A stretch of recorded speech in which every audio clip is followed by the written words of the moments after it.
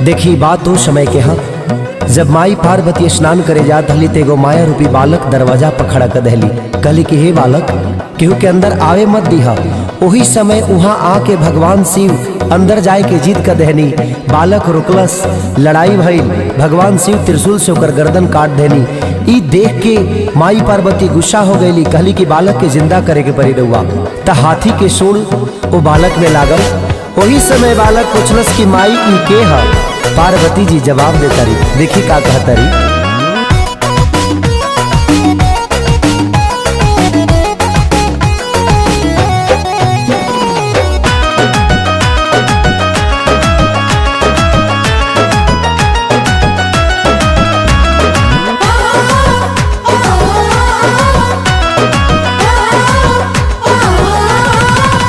तोहर पिताजी महेश सजे गणेश बबुआ,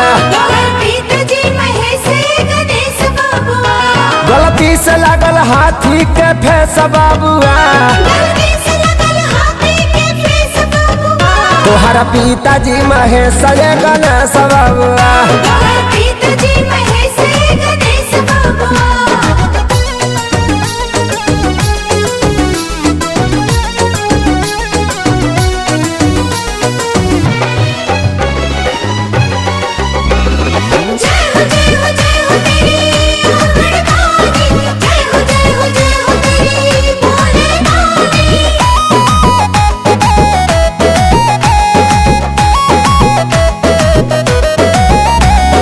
इनका गैर हाजरी में बेटा तू जन्मला,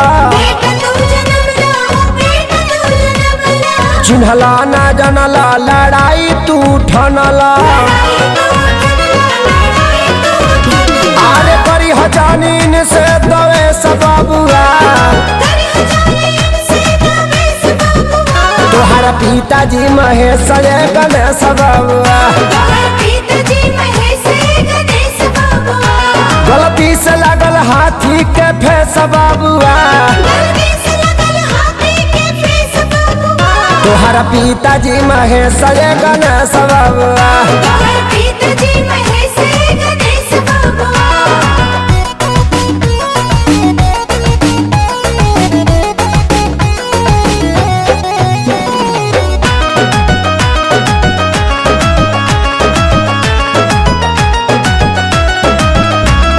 श्यामा दे हाथिया ज्यादा इनके चेला, आशीष खेसारी इनके पूजा करेला।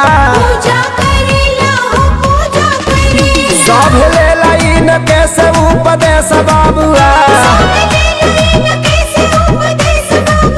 तोहरा पिताजी महेश सजे गणेश बबुआ।